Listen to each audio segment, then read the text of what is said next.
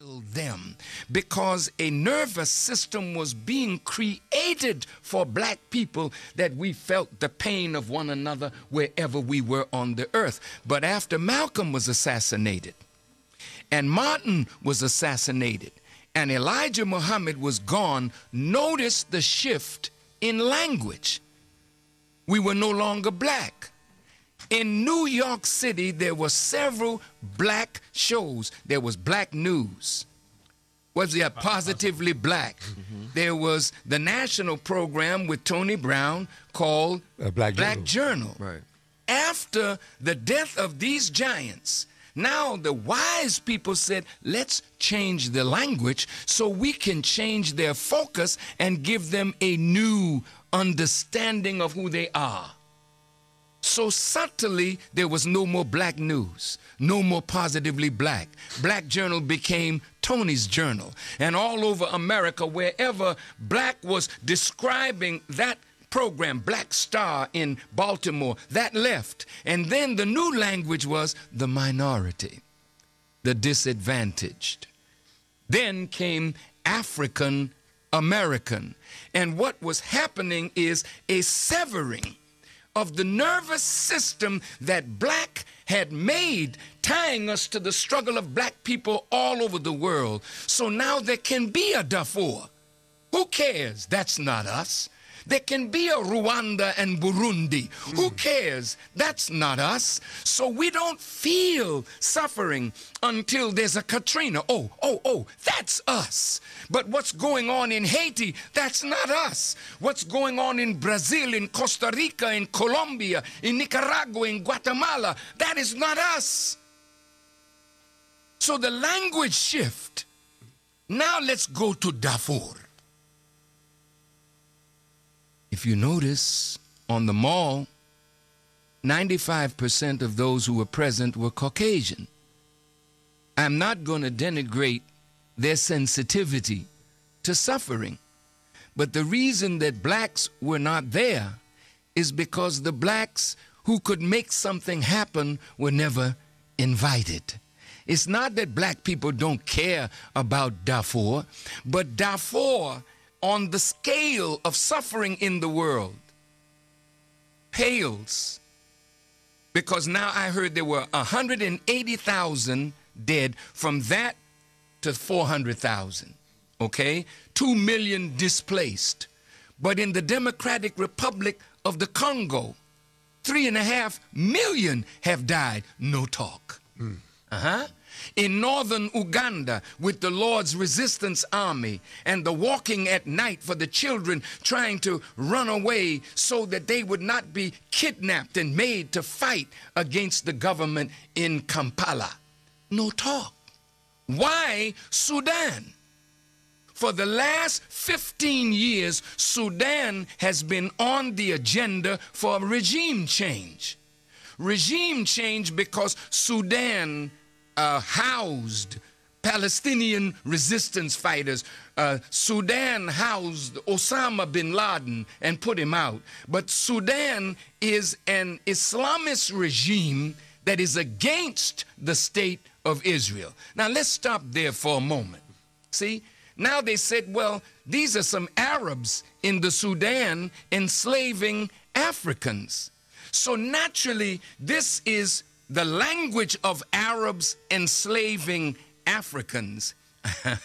This is so clever, and the media pushes that so that there would come a natural hatred of blacks for Arabs, so that Arabs look like the real culprits here. Well, you don't know this, but I and my national, international representative, Akbar Muhammad, who's in the studio with me, who I want to speak on this in just a few moments, he and I were together on a peace mission. Listen to me carefully now. How many years ago was that, Brother Akbar? Over 10 years ago, wasn't it? It was 1994. 1994, 12 years ago. Now, I went to Ghana and spoke with then President Jerry John Rawlings. And Rawlings said, if you want to help ease the crisis, get in touch with Kenneth Kaunda, the former president of Zambia. We got in touch with Kenneth Kaunda, and he said he would accompany us. And so we went to Kenya and met with President Arap Moi, who at that time was over that group of nations that were working for peace. What is it? IGAD. IGAD, E-G-A-D. So when we met with President Moi, he sent us to Uganda, where we met with President Museveni. But the most important meeting was a meeting with Brother John Garang, who for 20 years was fighting the government in Khartoum. Now, why was there a fight? Was it over slavery? Akbar, you were with me. At no time during our talk with John Garang, which was 4 hours in length, was there ever a mention of slavery. That's right, never mentioned. But when I mentioned the word justice, then John Garang's wife broke down and cried and said that I was the only person who came that talked about justice. Now, what was the injustice? The Arabs have mixed their blood with the Africans that live in the north. They are Arabized and Islamic. And the same racist poison that has poisoned the bloodstream of Islam has made the Arab north feel superior to the Christian animist African south. The south is black, black, black, so black till there's blue in their color. So when you have, like the enemy has done to us, when you're lighter, you think you're better than your black brother or sister. And in New Orleans, when I just left there, they told me about the brown bag, that if you walked in a place and you couldn't pass the brown bag test, meaning your color was darker than the bag that you carry your liquor in, you couldn't go in certain places. And in Washington, D.C., y'all know that there was an elitist attitude among light-skinned black people against dark-skinned black people. The same game that the enemy has played here and in Africa. Now he's dominating that scene now in Sudan. Now look at the Sudan. It's the largest landmass country, I think. That's right. On the African continent. If it were fully developed, it could feed all of Africa. In the south, there's an abundance of oil. And if you remember in Nigeria, in the eastern part of Nigeria, they wanted to break that part off years ago and call it Biafra. And it ignited a civil war. And the civil war was to unite that which gave them power, because there was a regime in Lagos that the government of America and Britain did not like. Now, what you got in the West, Brother Akbar, tell the audience, because I sent Brother Akbar there to look into the situation in Darfur, and James M. Toomey went himself. Tell them about the Janjaweed. Tell them about the government. Tell them about the farmers. Tell them about the herders. Tell them what is really happening on the ground there. And then we'll come back to why no black people were there on that mall. Yes, Brother Minister, with your permission, first, thank you very much. I'd like to say to the audience, you know, we have a saying, when there's darkness, stand still. And most black people in America did not participate because the cloud that was around it that they really didn't understand. And then they were not invited in mass. They tried to get some to come. So the standing still is because they've heard so many different things. One of the things I want to start off where the minister left off at, when that peace accord was signed in the South, immediately this conflict broke out in the West. Now, until the last 5 days, most people in America knew nothing about the rebel group that started all of this. They had a peace accord in Abuja. The Sudanese government said that they would sign. The rebels first resisted. Bush sent the Deputy Secretary of State there to force the rebels. Now, how could you force the rebels to sign unless you got some clout with them, or were you supplying them with money and weapons and so forth, and you told them that this is what you have to do at that time? But the tragedy is that if you look at the government in Khartoum, Now, whenever we look at the world and you talk about a government, Brother Minister, if you talked about Iraq during the time of Saddam Hussein, they'd show his picture. If you talked about Syria, they would show Assad. If you talked about Saudi Arabia today, they would show King Abdullah. If you talk about Egypt, they would show Mubarak. They've talked about the Sudan, but if I asked an audience across this country, what does the president of the Sudan look like? Most people do not know. He just went to Iran to meet with the leader of Iran, and very little information showing him in a picture with him, because he is as black as Akbar or either blacker. So he doesn't fit the script of the Arab who's killing Africans. Last week, the Washington Post published the 5 facts about Darfur. One of them on there that was blaring, and Mtumi, you can bear witness to this, is that all of the people are black. So if you talk about Arabs killing Africans, Mtumi, you went into a room when you were there. I went into the same room, and the man said, would the Arab tribe leaders stand up, that include the ones that are called Janjaweed? And when they stood up, they were all black. He said, now will the African tribes stand up? And they were all black. And so everybody, we looked at each other, because the picture in America is that these white Arabs are killing Africans. And the brother said clearly, what makes them the Arabs, they only speak Arabic, and they're herders, or you would call nomads. They do herding. What makes them Africans is they speak an African language and Arabic.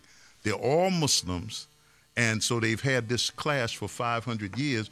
This conflict with the rebels exacerbated it, because the government did go in and form a militia. And this militia was not to make people suffer in murder and rape, but it was to root out the rebels who had taken shelter among the villagers and the people. And this picture is not seen in America. Yeah, that's a good history lesson. Well, and if I could just finish that point. You see, when you see Senator Tom Lantos leading the march on the Sudanese embassy, when you see Elie Wiesel, these are Zionists. These are pro-Israeli Zionists. Why are they leading the march? Do you really think that they have compassion for what is going on in Darfur? See, human suffering is human suffering. Don't tell me you have compassion for the blacks that are suffering in Darfur, and you got Palestinians suffering under your nose, and you don't care nothing about that? Come on. If there's 3.5 million dying in the Congo, you say nothing about that? The people that are dying in Uganda, you say nothing about that? No. Then what is the motive sitting up under this? This is what black people have to look at. It is that there's oil in the West, there's gold, there's uranium, and there's a 500-year fight. Like the early plains, you know, if I was a cattle rancher, you know, and you were a sheep herder, and we didn't like the sheep herders, and there's a fight between the cattle ranchers, the sheep herders. Then the railroad comes in, and they start taking the land. So all these boys fighting each other in early American history. This is what's going on in Darfur, and the mistake that the government made. But sincere, they saw these herders that were going to fight against the rebels, and they armed them. But then that 500-year-old hatred that's in them took precedence over rooting out the rebels, and the massacre began, and so forth. So what I say to black people, you know, when the former slave masters who didn't care about lynching, who didn't care about our suffering, who don't care about what happened in Katrina, don't you be deceived that they care about what's happening over there and they don't care what's happening to us here. If you can promote black people calling black women bitches and whores and have no thought about that, you can promote gangster life, guns and drugs, and you have no thought about that, yet the black community is dying as we speak. How in the hell can I think you're concerned about Darfur when we are dying in Harlem and in Brooklyn and the south side of Chicago? Stop it. Black people, wake up to the deceit. We are not there because we were not invited, and that was not our party. We're going to take a quick break. Yeah, on that note, we're going to take a real quick break, too. Yes. And we're going to come back with more of the Honorable Louis Farrakhan. Stay with us.